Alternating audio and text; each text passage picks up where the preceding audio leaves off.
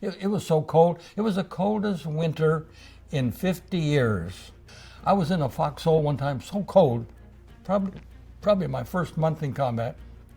Crawled in there and then two of us guys traded.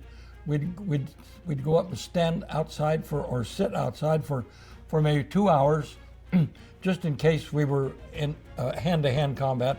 When morning came, the guy came and said, "Everybody outside, form up. We're on our way." And I punched this guy a couple of times in there, and I said, "Hey, wake up, wake up!"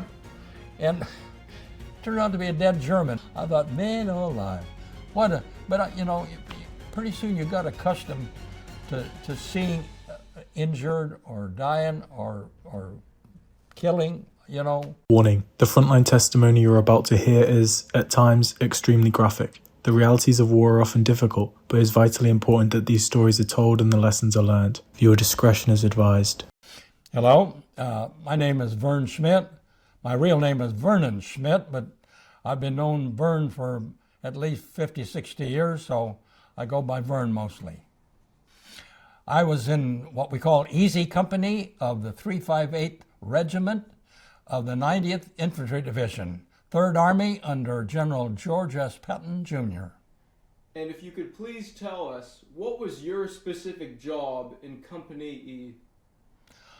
I carried an M1 Garand rifle and was in a squad of basically 12 men when we were all there.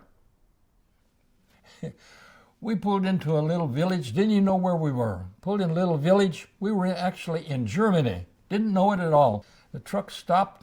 He said, "You three guys get off." So 3 of us got off the truck. He said, "See that church over there? Go sit in that church." He said, "When it gets dark, some guy will come and get you." That's kind of odd. 3 of us. We walk over there, crawled in that church. We sat in the front pew, and it was so damaged you could see out the side. You could see out through the roof. It had been either artillery shell or something had torn the thing apart. But we sat there on the front pew there, and I thought, well, we better get acquainted. So I asked the guy next to me, "What's your name?" "My name's Robert Roper." I said, "Where are you from?" He said, "I'm from California." I said, "So am I." He said, "Well, I'm from L.A." And I said, "Well, I'm from Fresno." Nobody knew where Reedley was. I said, "I'm from Fresno." "Oh." And the other guy said, "What's your name?" And I noticed he was older. He wore glasses, real thick glasses. He said, "My name's Irving Wigton." I said, "Where are you from?" "Well," he said, "I'm from Colorado." Finally, a guy walked in there. He says, "Hi, guys." And he says, "I want you to follow me." He said, "I don't want nobody talking." It was already dark. So he said, "Just stick right with me." Walked out of that church, and I began to feel the ground was kind of rough. We were walking by a cemetery right by the church. Walked out, and I began to feel the rough ground. I thought, man, this must be a pasture or some. We're out on the side of a hill. We're walking, and this guy named Wigton, he said, "Smith, I can't see. I can't see." I said, "Grab my belt." This poor guy could not see in the dark. He hung onto my belt, and I actually pulled him along out, and we got out. We're walking down in the dark out there, and the guy said, "No word, shut up."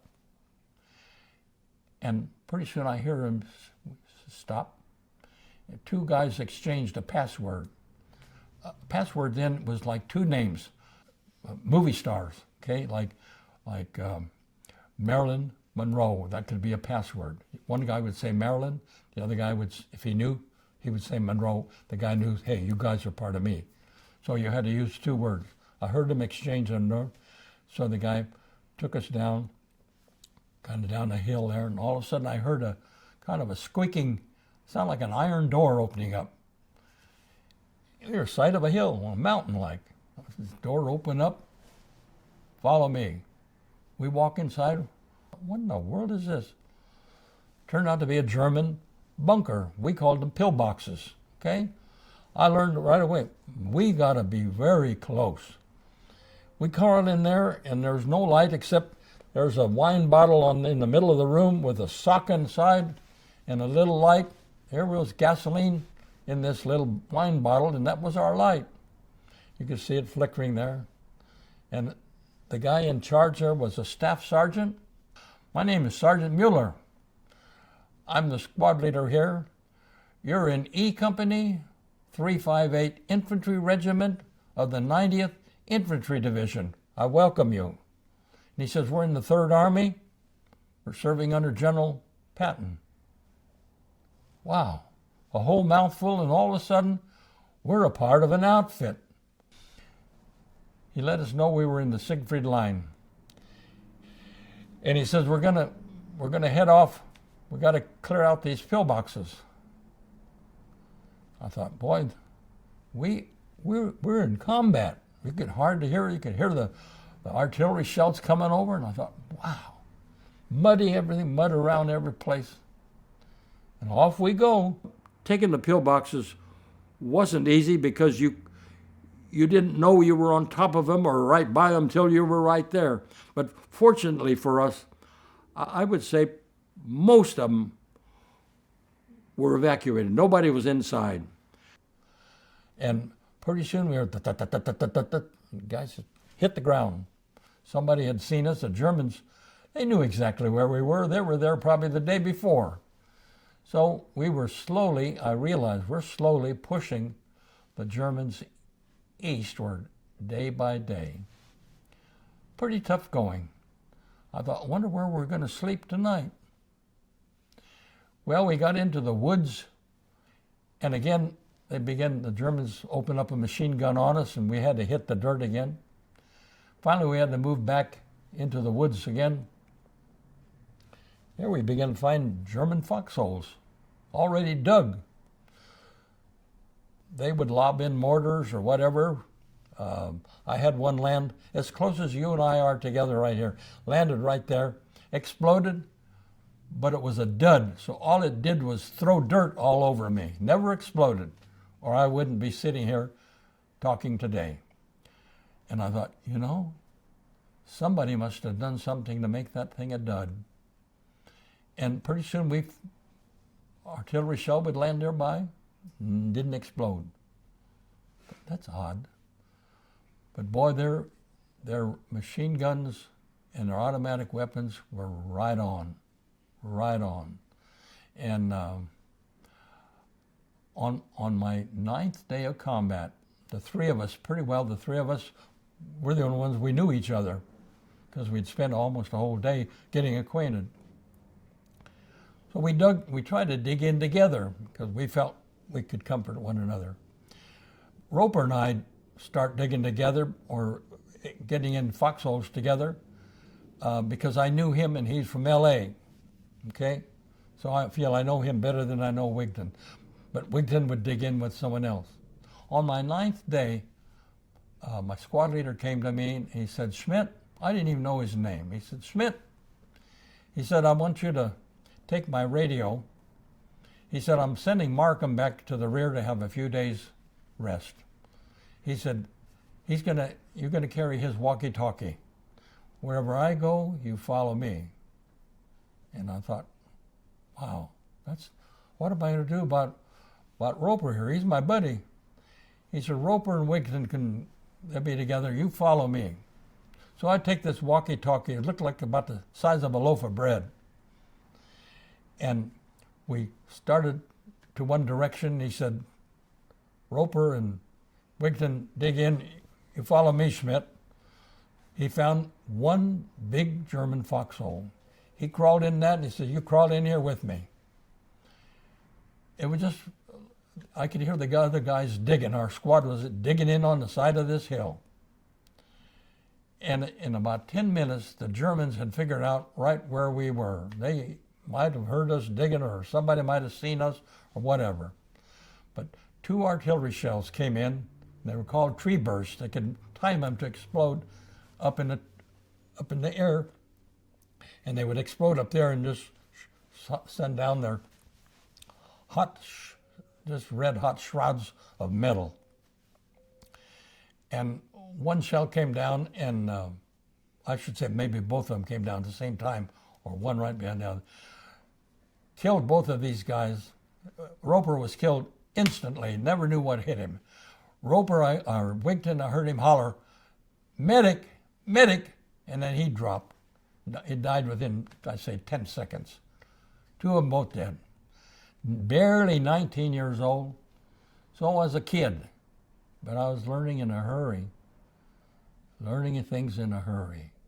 Where we fought in the Third Army was basically wooded almost all the way across. Mountainous, not tall mountains, but mountainous hills and stuff, hills and valleys, small little villages where the Germans could hide out and catch us unawares and coming down a hill outside of the woods. And so it was pretty tough going.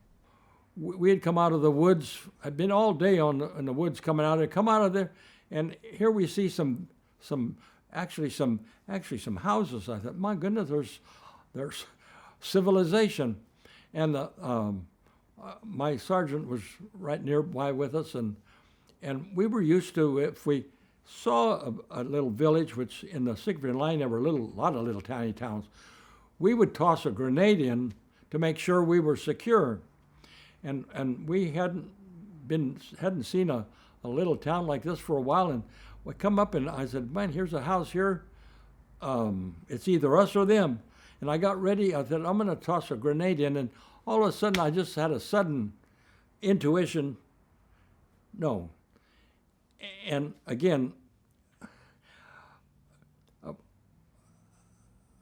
I went into this building. In fact, just kind of bullied our way in, and they looked around at us like something wrong, and I looked around and I said, that's kind of funny. We can hear people, but we can't see nobody. And there was two of us. My sergeant, squad leader, was with me, and he said, let's look around a little bit. So we walked in the where the kitchen was and walked a little farther. And I said, there's nobody here. And I said, I guess a good thing I didn't send that grenade in, but everything looks okay. He walked a little farther and he said, oh, here's a staircase. He says, you wait up here, I'll go down this staircase. And he walked down there 1 step, 2 steps, 3 steps. And I heard him stop, because I could hear him taking a step, and he stopped.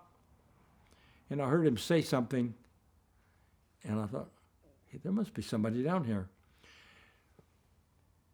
They were down there in the dark. We didn't even know it. He walked a little farther, and as he stood there a while, his vision came, because he stood there long enough for himself to focus, and he saw the whole bottom layer in this house. He was still up on the staircase, full of people. And he said, boy, he thought to himself, boy, I'm sure glad old Schmidt didn't send that grenade in there. And he said, stay up there, Schmidt. So I stayed up there. He walked a little farther, and he stopped. Man, he said there was kids, young people, middle-aged people, and old people. He said, man, there must be a whole family in here. And he stood there a little bit, and all of a sudden things began to focus. He had his M1 like this, ready to fire. Those people were sitting there with their eyes as big as a saucer. They'd been told by their propaganda that, the Americans will shoot you. So you got to kill everyone you can find. So anyway, we're down there. He's up there. He's down there, and I'm upstairs. And he's finally focused on the wall, and he saw a crucifix. He looked at that, and he said, in English, are you Catholic? The word Catholic probably is almost the same wording in several languages. And then in the German is katholisch. And the elder of the house, probably in his 50s or 60s, because there was at least three generations down there now. And this guy said, ja, ich bin katholisch. My squad leader reached in his field jacket pocket and pulled out a crucifix. He says, I'm Catholic too. Just like that, everything settled down. And we realized those people found out we did not come to conquer, we came to set them free. We stayed in that house 3 days. It had a nice cook stove. We had that thing running toot sweet. We even ran out of wood. And one of the ladies, whom I met 18 years later, one of the little ladies at that time came upstairs and went with me across the street, both to gather wood from the stove, because if one of our guys went out by themselves, the Germans fired on us. If a German person went out by themselves, the Americans fired on them. So we decided if we went together, we probably wouldn't get fired on. So Marie, I found her name 18 years later, Marie and I went out together and gathered wood and also gathered water in a cistern across the street. And we finally got that stove hot and going again, and we stayed there 3 days. We were able to make us some hot food. This is where my squad leader put me upstairs. He said, Schmidt, go up there and stand close to that window up there. And he says, you let me know if you see anything disturbing outstairs so we can call in either if we need firepower, machine gun power, or armor. You let me know what you see out there. My sergeant came up and he said, hey, Schmidt, anything down there? I said, yeah. I said, there have been a couple of German soldiers. I can see them walking around down there. Where? I said, see way down there where those two buildings are? He walked over to the window there. He obviously saw them. He grabbed my rifle, fired a couple of shots down there, and then he left. And we had orders not to fire. So I never fired my rifle up there. Even after he fired, I never fired. It wasn't 5 minutes. That window became nothing but a target for a German machine gun. They knew where we were because they saw his firepower come from that window. I was by myself. They came in the window above me. I lay down like on my belly down behind the window. Fortunately, it was up pretty high, so I had about 3 feet of wall space between the window and the rest. I mean, they came in there, and I thought, holy smoke, this is pretty close. And anyway, our objective was the Rhine River. We went from the Siegfried Line, basically moving sometimes less than a mile a day. Then, as we began pushing the Germans, we began getting more armor with us and more support. So once in a while, we got to ride either a tank destroyer or a tank. Well, we crossed the Moselle across the Moselle on the 14th of March, and Mainz is the 22nd. So we crossed the Moselle. In fact, when we crossed the Moselle, the Germans were determined even there to stop us because they knew if we got across the Moselle, the next step was the Rhine. And Hitler had said, you're going to hold the Rhine River to the last man and the last bullet. We crossed the Moselle. The first bridge they tried to put across, they knocked it out. So to get us infantrymen across, I crossed several of us got on a wooden bridge, like a wooden barge, just wooden 1x12 strapped together with 55-gallon drums underneath to be our floating support, and a little outboard motor fastened on the back, and the guy had a handle on it to steer it, and steered us across the Moselle, which was a pretty swift river there. And there's where, on the other side, we met the 6th SS Mountain Division North. And there was a, excuse me, a 3-day battle up there. These SS would not surrender. My company, we were on the edge of a woods. We were on the edge there by this meadow and told to dig in. G Company was just to our left, and they began to take the heat from the SS. Were pretty well zeroing in on them. And I had a buddy in Wyoming who just passed away just recently from G Company. And Years later, we got to talking about this battle, and he said, I called it Machine Gun Hill. He said, we sat there with our machine guns as the SS came up the hill, instead of surrendering, because we had our machine guns trained right on them, they just kept coming. And he said, Vern, we just called it Machine Gun Hill. And that's what happened. G Company really took the brunt there, took a lot of casualties. And from there, we walked off that hill and headed toward the Rhine River. So we're in this little town, it's called Trechtinghausen. Had a castle in there. Some of our guys slept in the castle on nice feather beds during the night. I, with a couple other guys, we found a house, crawled in there, muddy boots in there, just mud all over our stuff. Terrible looking guys. Crawled in bed, boots and all. A nice feather bed. And I thought, boy, this is nice. Well, from there on, it was quite a fast move down along the Rhine River. We took a number of little villages. The 90th made an abrupt move and followed the Rhine River all the way clear down to the city of Mainz, which at that time was several days of village fighting and so forth. And our orders were from General Patton. Take the Mainz, city of Mainz, the 90th, that's your mission. And your squad is going to start, we're going to, right here. There was an apple orchard. So we went in single file into this apple orchard and just got in there a short distance, and we began taking small arms fire. Out come an SS officer. I looked right away, he had no sidearms on. I thought, man, this guy's, what's this? I didn't know he was an SS officer, but he turned out to be one after the fact we found out. He comes out of there with no weapons on. I was close enough I could have shot him dead. So could about 5 or 6 other guys. Could have just nailed him right there. But he had no weapon on him. And so we felt, hey, he's prisoner material, or our thinking was leave him alone.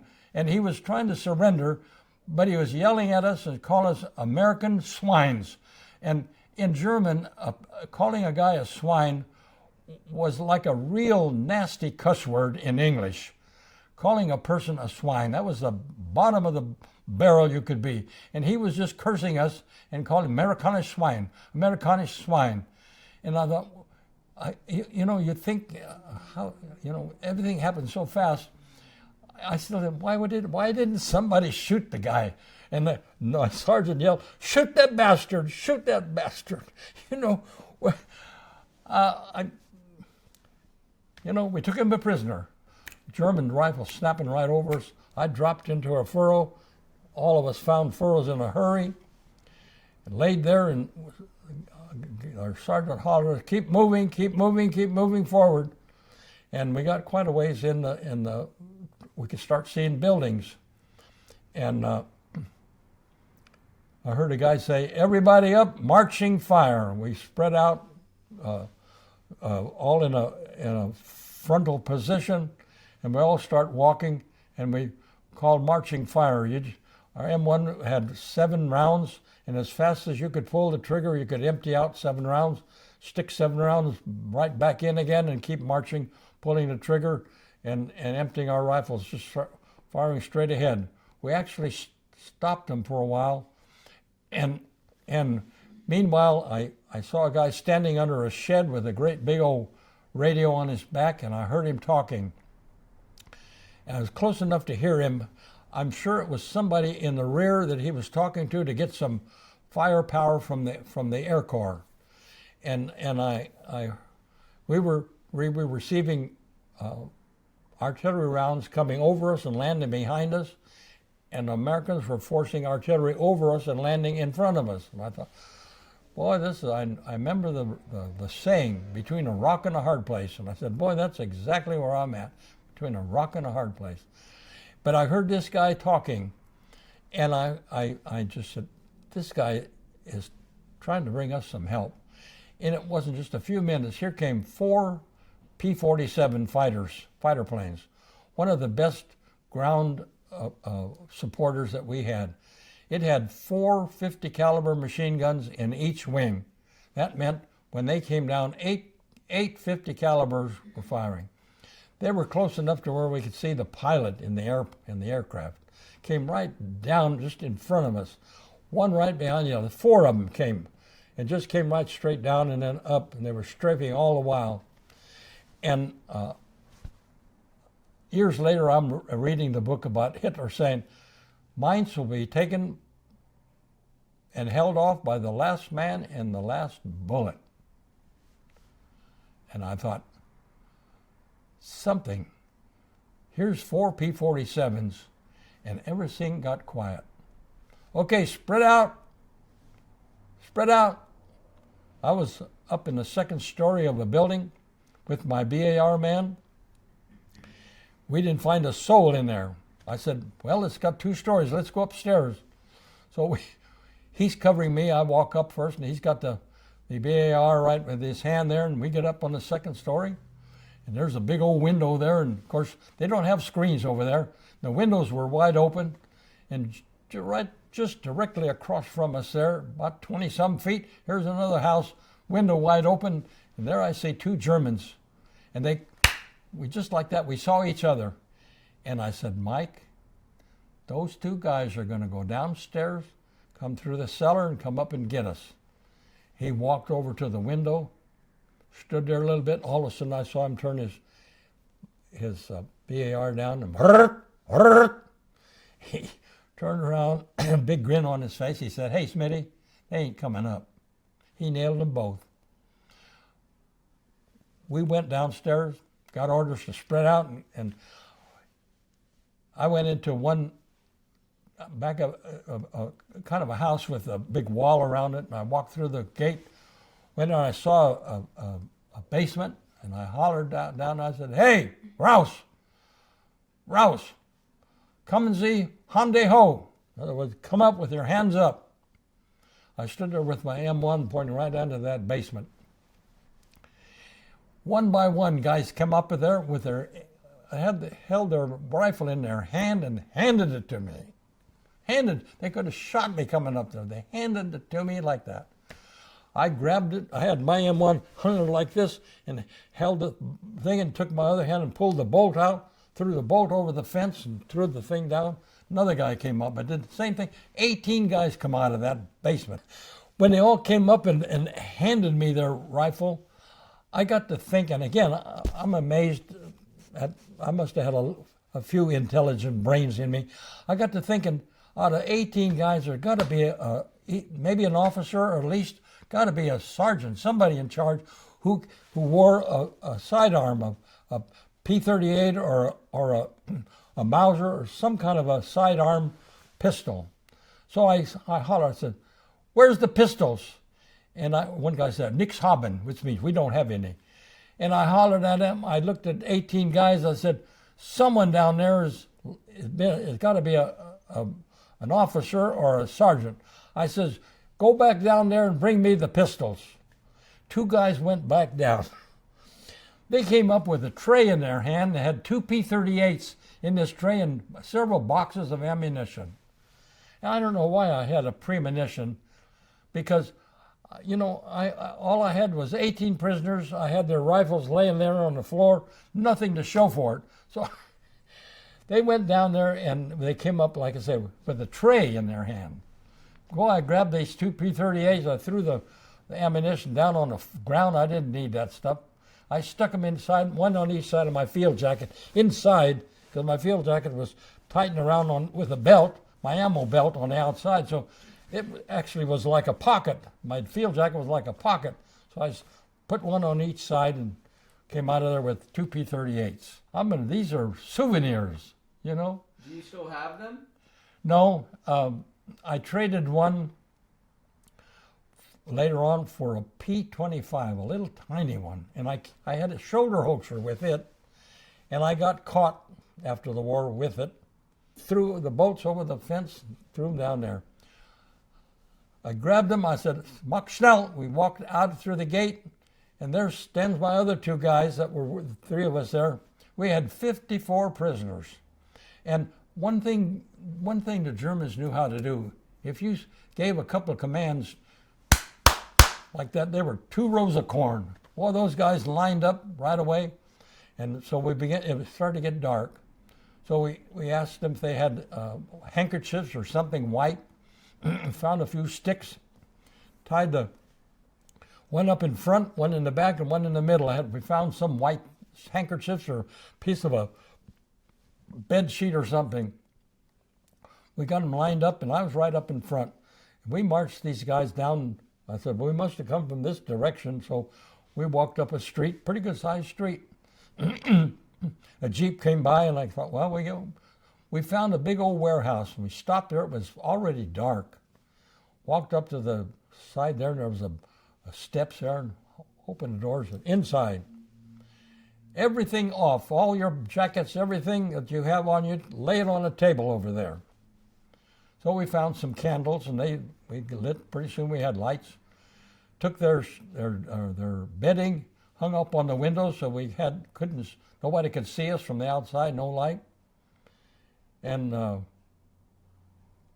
these guys knew we actually saved their guts that day.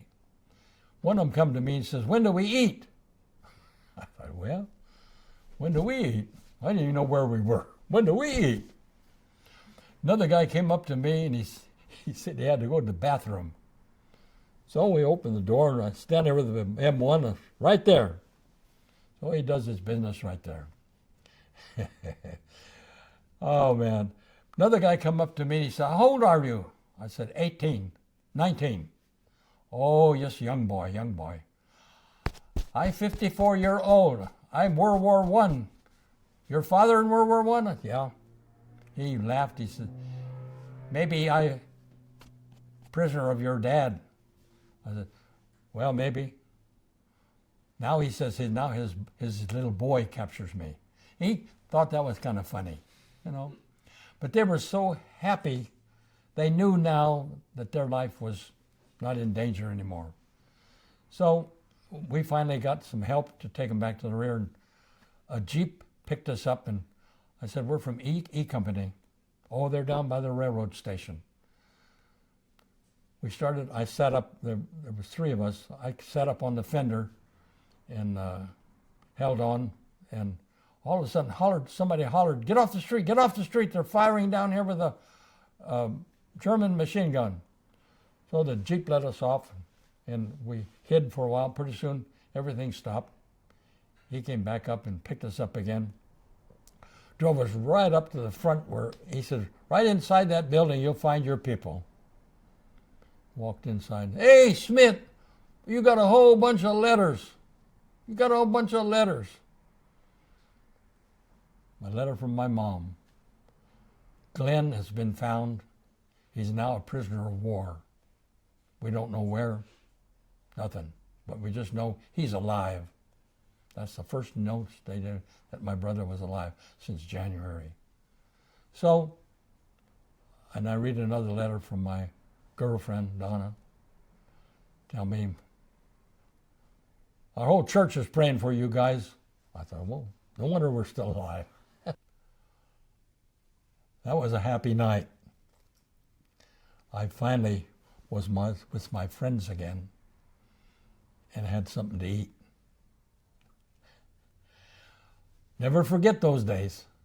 The Germans were between a rock and a hard place because they were ordered by the SS to protect them and keep on the front and go do the dirty work for them. So, we were about to fire on lots of them, but if they heard that we had armor or sensed that we had armor, boy, they were ready to give up, especially when April came and they knew we were pushing them and we'd crossed the Rhine. Once we crossed the Rhine, we moved quite rapidly. If we go into a pile of SS, then we had to stop and annihilate them. And then we struck the Merkers, where all the gold, where Hitler had all his gold hidden. There again, kind of a quirk. We set up a curfew in the evening, and I was with 358. I didn't know anything about the salt mines, but 357 was right in the town of Merkers, where these big salt, they had derricks that ran, the derrick was big to take a lower, like an elevator, and bring up salt in containers, bring it up on these derricks and then offload it. There was big salt. Anyway, 357 was there, and they found two women coming across, and they halted them and said, "Hey, don't you know about the curfew?" And one of them made out, she said, "Hey, baby coming, baby coming." They were racing across to find a midwife to deliver this baby. And mid-time, these two GIs were from 357 questioned them and said, "You know, you got to be out of here. You're going to get shot." And they said, "You must go over by those tall derricks. There's trucks come here every day and they bring stuff. They bring stuff. We don't know what it is." So 357 was alerted, went over there and discovered the gold being guarded by two German civilians, but they were from the German bank in Berlin, and got the story. So 357 actually made contact. The first level of that mine, Richie, is 1,500 feet down. At Flossenbürg, I would say for 2 weeks, the 90th was probably one of the greatest humanitarian efforts that any division was ever involved in liberating those poor people that had been able to walk. And many, on our forced march, we found over 11,000 guys that had come out of Flossenbürg. Most of them teenagers who had survived some 5, some 6, some 8 years in prison, working in the quarry, working on building airplanes in this concentration camp, mostly Jewish and German people who had been resistors, and they were considered political prisoners. Threw them in there, and didn't want to outright kill them, but starve them to death or work them to death. They worked in the quarry. I have met Polish civilians who were in that prison, working daily in a quarry, chopping and knocking down granite in this granite quarry they used for building buildings and building roads and building stuff out of granite during the war effort. So most of these on this death march from Flossenbürg on April 23rd, 1945, we had learned just the night before that you guys are right in the town, that just to the edge of the town is a concentration camp. Otherwise, we knew nothing about it. We expected to find thousands and thousands of people. Again, I was in Easy Company. I was on the perimeter outside. Charlie Company, C Company, my friend was in the guardhouse. Found nobody, but found souvenirs. He found 6 pictures that he grabbed right away and stuck them in his shirt. They were SS hanging a Polish Jew. Caught him working on a farm. That was his chore as a prisoner, working on a farm because the owner went off the war, and he left a mother and a daughter and some siblings there, and he was milking the cows, taking care of the animals and everything. And he fell in love with the daughter and fostered a little child. The SS found out about them, took him, she already had a baby, took him out into the woods, set up a makeshift apparatus to choke him to death by hanging. The pictures showed him with a rope around his neck.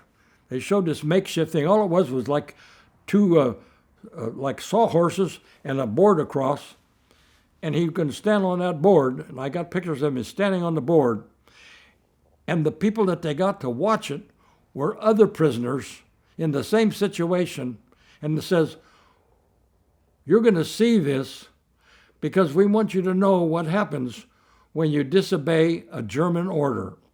This man fostered a young child out of wedlock. He's going to be hung today.